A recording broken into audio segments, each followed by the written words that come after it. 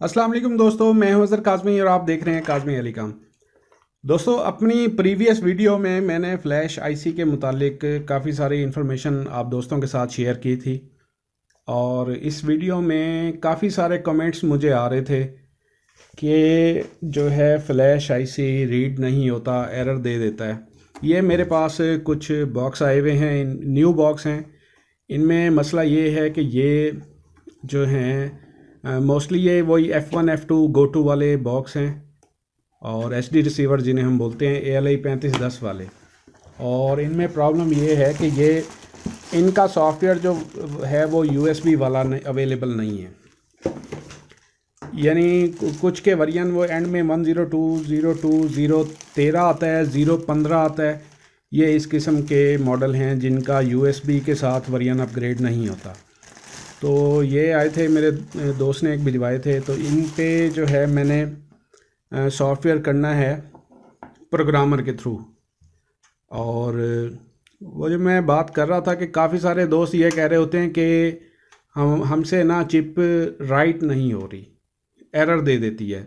तो उसके मैं अभी एक व्हाट्सएप ग्रुप भी देख रहा था, तो उसमें भी यही प्रॉब्लम एक दोस्त बता रहे थे कि चिप एरर दे जाती है तो उनको चिप रिप्लेस करनी पड़ती है। तो इसमें अक्सर जो F1 F2 वाले बॉक्स हैं, इनमें जो चिप लग के आती है वो या तो गीगा की लग के आती है और या फिर इनमें बोया माइक्रो या फिर XMD इस किस्म की चिप जो है इसमें लग के आ रही होती है। तो होता क्या है, असल में कहानी क्या होती है? पिछली वीडियो में मैंने आपको बताया था कि फ़्लैश आईसी के ख़राब होने के चांसेस नहीं होते, यानी वो बहुत कम ख़राब होता है। तो असल में फिर कहानी क्या है? अगर वो राइट नहीं हो रहा तो उसका जो ये है मसला है, मैं आपको बताता हूँ। कुछ दोस्तों के पास जो हैं EZP वाले प्रोग्रामर हैं और EZP वाले प्रोग्रामर जो हैं उन चिप्स को जो है डिटेक्ट नहीं करते। अगर डिटेक्ट कर भी लें तो वो उनको राइट नहीं करते। इसी तरह कुछ और प्रोग्रामर्स हैं जो ये प्रॉब्लम करते हैं और कुछ दोस्तों के पास RT809F होगा, उनमें भी ये प्रॉब्लम आता है। तो आज मैं आपको इस वीडियो में ये क्लियर करूँगा कि जो चिप आपसे रीड ना हो रही हो, राइट ना हो रही हो, रीड हो जाती है, राइट ना हो रही हो, तो उसको हमने कैसे राइट करना है। EZP जिनके पास है उनके लिए तो सॉरी कहूँगा, क्योंकि उसका जो लेटेस्ट अपडेट है वो नहीं आता, जिसकी वजह से वो इन चिपों को रीड या राइट नहीं कर सकते। और जिनके पास RT809F है वो इसको इजीली कर सकते हैं। उनका जो मैं तरीका आपको आज बताऊंगा। अब ये देख सकते हैं ALI 3510C S15073 वाला बोर्ड है। अमूमन नॉर्मल यही बोर्ड ही आ रहे हैं, या फिर D वाला आ रहा है या C वाला आ रहा है। C में तो यही बोर्ड ही तकरीबन ज़्यादा चलता है। और यहाँ देखें तो ये क्लास HD वाला जो बॉक्स है, इसमें भी ये सेम बॉक्स है। ये स्टार ट्रैक वाला, इसमें भी सेम बॉक्स है। तो इसको अब मैं क्या करने लगा हूँ, अब मैंने इनका प्रोग्राम तो करना ही था, मैंने सोचा आप दोस्तों के साथ शेयर भी कर दूँ। और काफ़ी सारे दोस्तों के कमेंट भी थे कि हमसे जो फ़्लैश राइट नहीं हो रही, एरर दे रही है, तो उसको हम कैसे करें। तो इसमें ये फ़्लैश आपको नज़र तो नहीं आएगी, लेकिन आई थिंक इसमें XMD की लगी होगी या गीगा की लगी होगी।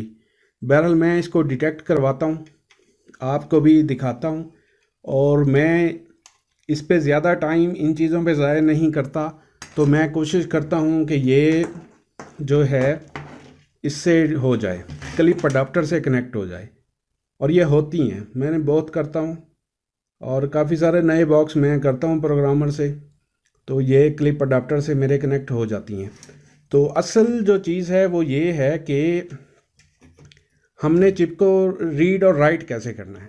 तो उसके बारे में फिर मैं आपको लैपटॉप पे लेके चलता हूँ। इसको जो है ना आपने बिल्कुल तसल्ली से लगाना होता है, ताकि ये जो इसके पॉइंट यहाँ पे बने हुए हैं, ये वाले, ये उस चिप के ऊपर मुकम्मल तौर पे कनेक्ट हो जाएं। और ये 3510 वाले जितने भी बोर्ड हैं उन सबको मैं इसी क्लिप अडाप्टर से करता हूँ, इजीली कनेक्ट हो जाते हैं। मसला नहीं करते। अक्सर दोस्तों की मुझे यह भी शिकायत आ रही होती है कि हमसे ये क्लिप अडाप्टर कनेक्ट नहीं हो रहा। तो उन दोस्तों से रिक्वेस्ट है जो दोस्त चिप को रिप्लेस कर देते हैं, जिसमें कस्टमर का भी नुकसान होता है और शॉपकीपर का भी नुकसान होता है, उनको चाहिए कि अपने जो है सॉफ्टवेयर वर्जन अपडेट कर लें और प्रोग्रामर के थ्रू इसको राइट किया करें, ताकि आपको जो है चिप रिप्लेस ना करनी पड़े। मैं तरीका आपको बता देता हूँ। चलते हैं अपने लैपटॉप की तरफ और मैं आपको तरीका बताता हूँ कि किस तरीके से हमने जो है चिप को पहले डिटेक्ट करवाना है और फिर उसको इरेज करके राइट करना है। चलें जी, मैं दिखाता हूँ आपको, लैपटॉप पे लेके चलता हूँ और दिखाता हूँ। जी दोस्तों, मैं लैपटॉप पे पहुंच चुका हूं और जैसे कि रिसीवर पे मैंने अपना क्लिप अडाप्टर जो है यहाँ पे कनेक्ट किया हुआ है और ये RT809F के थ्रू मैं इसको प्रोग्राम करने वाला हूं। तो सबसे पहले जो है मैं इसका इंटरफेस ओपन कर लेता हूं RT809F का, और इसमें मैं ये आपको एक बात क्लियर करता चलूँ कि आपको इसमें सॉफ्टवेयर अपग्रेड रखने की ज़रूरत पड़ेगी। यानी RT809F के जो अपडेटेड पैच आते हैं, अपग्रेडेड इसका जो सॉफ्टवेयर आता है, तकरीबन 1 माह 2 माह के बाद कोई ना कोई सॉफ्टवेयर आ ही जाता है। रिसेंटली जो चल रहा है वो 11वें महीने का चल रहा है, तो आपको वो अपग्रेड करना चाहिए। और इसमें मैं आपको बताऊं तो सबसे ऊपर ये देखें 8/11/2018 का ये वर्जन है जो इस पे अपग्रेडेड है। तो इसको हमने ओपन कर लिया और सबसे पहले हमने क्या करना होता है, स्मार्ट आइडेंटिफाई पे इस पे क्लिक करना है। तो ये देखें इसने गीगा डिवाइस की चिप जो है डिटेक्ट कर ली है, GD25Q32। ये इतना ही बताता है, इसके आगे इसके बाद C है, B है, क्या चीज़ है ये वो नहीं शो करता। और 4 MB की ये चिप है। अब हम सिर्फ ये देखते हैं, अक्सर दोस्त हमारे सिर्फ ये देखते हैं कि इसने चिप डिटेक्ट तो कर ली है, अब इसको राइट भी करना चाहिए। ठीक है जी। अक्सर हम करते क्या हैं, इस प्रोग्रामर में हम जाते हैं, ओपन करते हैं, ओपन करने के बाद कोई अपना जो भी सॉफ्टवेयर हमने इस पे अपग्रेड करना होता है, हम उसको सिलेक्ट करते हैं और सिलेक्ट करने के बाद उसको राइट कर देते हैं। तो अमूमन फिर ये क्या होता है कि वो एरर दे जाता है। हम ये समझते हैं शायद ये फ्लैश आईसी का इशू है, इस वजह से एरर दे रहा है। तो हम क्या करते हैं, फ्लैश आईसी उठा के दूसरा लगा देते हैं, विन बॉन्ड का लगा देते हैं।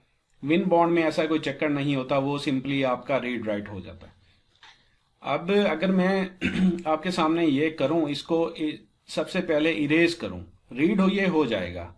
सबसे पहले मैंने क्या करना है, इरेज करना है। जो ये जहन में रखिएगा, जो फ्लैश आईसी आपका इरेज होगा, सक्सेसफुल इरेज हो जाएगा, वो आपका राइट भी हो जाएगा। तो मैंने करना क्या है, मैं इसे अब जो इसने ऑटो पे डिटेक्ट की हुई है उसी को मैं इरेज करने लगा हूं। जैसे मैं इरेज करता हूं ये इरेज एरर दे रहा है मुझे। अगर मैं इसी को राइट करूंगा तो साफ ज़रा राइट पे भी एरर देगा, क्योंकि ये इरेज हो ही नहीं रही चिप। तो अब मैंने करना क्या है, मैंने यहां से सिलेक्शन करनी है। या तो आप ये देखें कि आपकी चिप है कौन सी, आप मैग्नीफायर का इस्तेमाल करें, आप देख लें आपकी चिप कौन सी है। अगर मैं यहाँ से कोई और चिप सिलेक्ट करता हूँ, जैसे ये B वाली है, इसको मैं इसके बाद मैंने ओके करना होता है ताकि ये B वाली उठा ले। या ये देखें यहाँ पे अब ये B वाली सिलेक्ट हो गई है, तो इसको मैं इरेज करता हूँ तो इसने भी एरर दे दी है, क्योंकि अब मुझे पता नहीं है कि मेरी चिप है कौन सी। अगर मैं मैग्नीफायर से देख लेता हूँ, अमूमन मैं क्योंकि इस पे काम करता रहता हूँ तो मुझे पता है इसमें C वाली चिप लगी होती है। तो मैं इस लिस्ट में से C वाली सिलेक्ट कर लेता हूँ। ये C वाली हो गई, इसको ओके कर लेते हैं, ओके कर लेते हैं। ये इसने C वाली उठा ली। ये जिसने चिप ऐड की होगी उसने साथ SOP8 200 लिख दिया, यानी 200 MIL वाली चिप है, SOP8 चिप है 8 पिनों वाली। तो इसको अब मैंने सिलेक्ट कर लिया, ओके हो गया। अब मैं इसे इरेज करता हूँ। अब मैं इसको इरेज कर रहा हूँ, देखें ये बिल्कुल इरेज होना शुरू हो चुकी है और ये इरेज हो रही है। जैसे ये इरेज हो जाती है तो साफ ज़ाहिर है फिर इसमें सॉफ्टवेयर भी राइट होगा। अब ये इरेज हो चुकी है, इरेज सक्सेसफुल हो चुकी है, ऑटो ब्लैंक चेक हो रहा है। तो इसने बता दिया है जी आपकी जो चिप है वो ब्लैंक है, खाली है बिल्कुल। अब जबकि ये इरेज हो चुकी है तो इसको राइट भी होना चाहिए। तो मैं क्या करता हूँ, इसकी कोई जो मैंने इसमें डंप करनी थी वो मैं इसमें डंप चढ़ा देता हूँ। ये एक मेरे पास 999 वाली डंप पड़ी है, ये मैं इस पे राइट करने लगा हूँ, जबकि इस रिसीवर का जो आईडी था वो एंड पे 013 था या 015 था। इन दो आईडीज के ये रिसीवर मेरे पास आए थे। तो अब जब मैं डंप इस पे 999 वाली करने लगा हूँ, इसमें सॉफ्टवेयर भी हैं, इसमें सारे चैनल्स भी स्कैन हुए हुए हैं, तो ये अब इसका जो वर्जन हो जाएगा वो 999 वाला हो जाएगा। 3510 में ये खासियत है, जो आप इस पे डंप चढ़ा देते हो प्रोग्रामर से, वो सॉफ्टवेयर में वही शो करता है। तो अब मैंने क्या करना है, इसको राइट कर देना है। ये देखें जी, अब जब भी हम राइट करते हैं ये तो लाजमी पहला स्टेप ये ऑटो रेज करता है, उसके बाद ये राइटिंग शुरू कर देता है।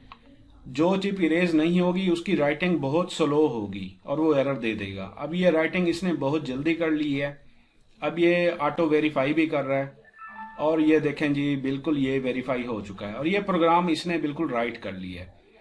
तो यही सेम चीज जो है आपकी XMD, बोया माइक्रो, इनमें भी आती है। यानी जो चिप आपकी रीड इरेज ना हो रही हो तो वो आप इसमें सिलेक्ट करके मैनुअली, अगर आपको पता नहीं है तो आप 1 बाय 1 ऐसे सिलेक्ट करते जाएंगे, ओके करते जाएंगे, सिलेक्ट करते जाएंगे, ओके करते जाएंगे, यहाँ से फिर इरेज करके चेक करते जाएंगे। एक आध दफ़ा आप ये प्रोसेस करेंगे तो आपको समझ आ जाएगा कि आइंदा से मैंने कौन सी चिप को सिलेक्ट करना है। या फिर आप जो है फिजिकली चिप के ऊपर देखें कि उसकी आईडी कौन सी है, उस आईडी को देख के फिर जो है आप वही डायरेक्टली उसी चिप को जाके सिलेक्ट कर लें। सिलेक्ट करने के बाद जो है आप उसे इरेज कर दें तो वो सक्सेसफुली इरेज हो जाएगी। अब ये हमारा यहाँ पे प्रोसेस ख़त्म हो गया है। उम्मीद करता हूँ काफ़ी सारे दोस्तों को समझ आ गई होगी। नेक्स्ट जो है अब दोबारा से मैं एक और भी चीज़ आपको बताता हूँ और चलते हैं अपने रिसीवर की तरफ। जी दोस्तों, अब क्या करना है, मैंने इसका क्लिप अडाप्टर उतार लेना है और प्रोग्रामर को साइड पे कर लेते हैं। अच्छा, ये मैं आपको पहले बताना भूल गया, जो भी आपका इस किस्म का वर्जन है इसमें अक्सर जो है लोडर से भी आपका नहीं हो रहा होता, लोडर भी आपका जो है काम नहीं कर रहा होता।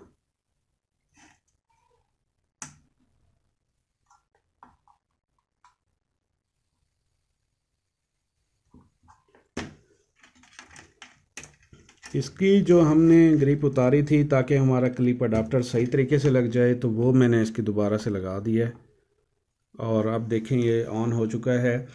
और ये मैं आपको बता रहा हूँ कि लोडर से भी आपका ये नहीं हो रहा होता। और जिन दोस्तों के पास ये CH341 वाला प्रोग्रामर है उनसे भी ये चिप जो है डिटेक्ट हो जाती है। इसका जो 1.4 वाला सॉफ्टवेयर वर्जन था उस पे ये होगी, ओल्ड वर्जन्स पे नहीं होगी। और RT809F का भी जो लेटेस्ट वर्जन है वो मैंने आपको बताया है कि उस पे होगी।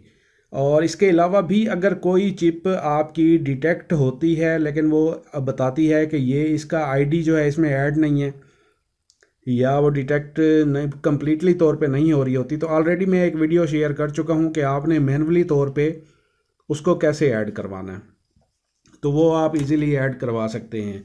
ये हमारा रिसीवर दोस्तों ओके हो गया। जस्ट मैंने इसमें ये लेटेस्ट डंप करनी थी पावर VU वाली, तो ये प्रोसेस जो है कंप्लीट हो गया और इस वीडियो में मैंने आपको बता दिया है। उम्मीद करता हूँ काफ़ी सारे दोस्तों को जो पहले मसला आ रहा था, जो आप फ्लैश IC उतार के साइड पे रख रहे थे कि ये फ्लैश IC जो हैं काम नहीं करते, तो आप उतार के दूसरा लगा देते थे जिसमें कस्टमर का भी नुकसान होता था, आपका भी नुकसान होता था। तो उम्मीद करता हूँ अब वो आप दोबारा से उनको उठाएंगे। ये वीडियो देखने के बाद आप उनको बारी बारी 1 बाय 1 आप उनको इरेज करेंगे, राइट करेंगे, तो ये वाला आपका मसला हल हो जाएगा और आप दुआएं भी देंगे। क्योंकि काफ़ी सारी फ्लैश IC जो आप इरादा कर रहे थे कि फेंक दें हम या फेंक दी होंगी, अब आपको वो ज़ाया नहीं करनी पड़ेंगी। तो इसके अलावा इस सारी वीडियो के देखने के बाद भी अगर आपका कोई भी कमेंट हो तो आप इंशाल्लाह कमेंट कर सकते हैं, मैं इंशाल्लाह आपको रिप्लाई करूंगा। दोस्तों, आप मेरी वेबसाइट विजिट कर सकते हैं www.kazmielicom.com।